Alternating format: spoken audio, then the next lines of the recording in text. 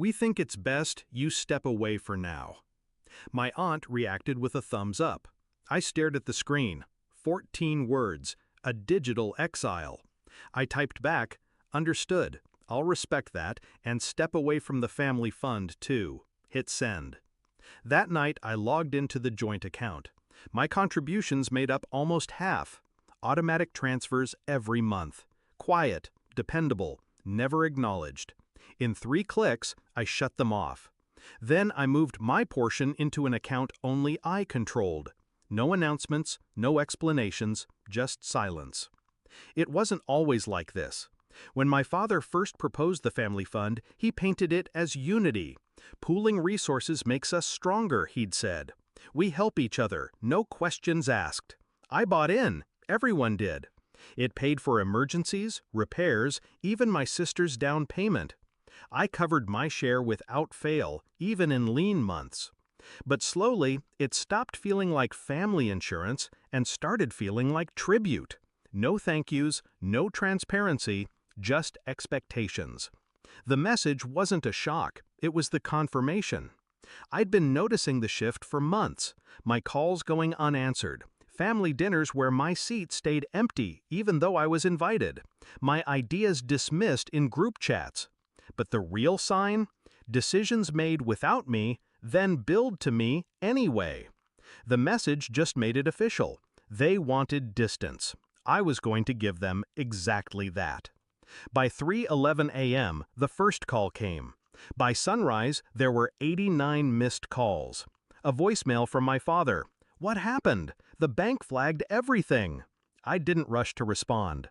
At 9:07, I sent a single text. "I'm honoring your decision." No one replied. But money was only the first string I cut. Over the years, I'd ended up managing more than I realized.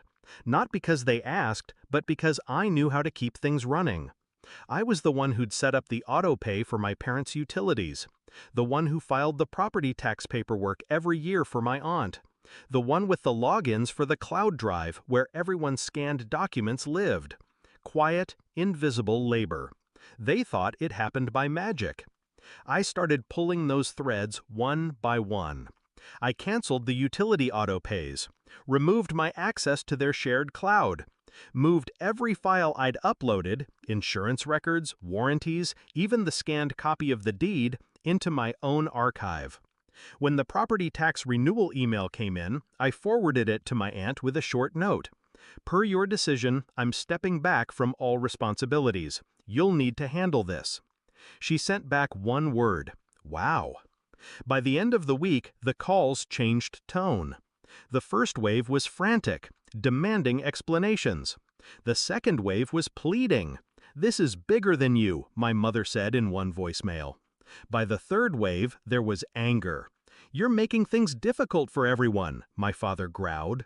I didn't reply. 10 days in, my father showed up at my apartment. He didn't knock, just pounded the door until I opened it. His eyes were tight. His voice was clipped. "We've had issues, bills unpaid. The accountant says the fund is a mess. You need to fix this."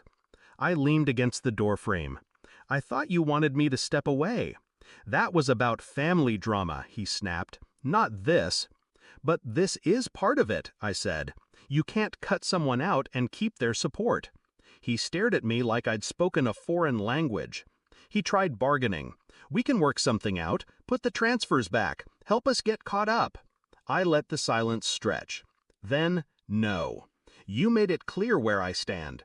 I'm just respecting that." He exhaled sharply, the sound halfway between a laugh and disbelief. "You're being petty." "Maybe," I said, "or maybe I'm being consistent." His jaw clenched. "This will hurt the whole family." I met his eyes. "That's the thing about cutting people out. Sometimes the bridge goes with them." He left without another word, and I knew, in that moment, he understood. Not just the money, not just the logistics, but the fact that they had underestimated me for years. They thought my role was optional, that I could be dismissed without consequence. They were wrong. In the months that followed, I didn't rejoin the fund. I didn't go to dinners, didn't answer group messages. I built my own safety net, booked my own trips, started spending my time and money on people who valued it. Word got back to me through a cousin. They'd had to restructure everything. No more no questions asked, no more big handouts, and, quietly, no more pretending I didn't matter. Some losses hit harder than they admit, not because of the money itself, but because it shows them the truth. They can't function without the person they tried to erase. I didn't plan on revenge when I read that first message. I planned on respect. They just didn't like what it looked like.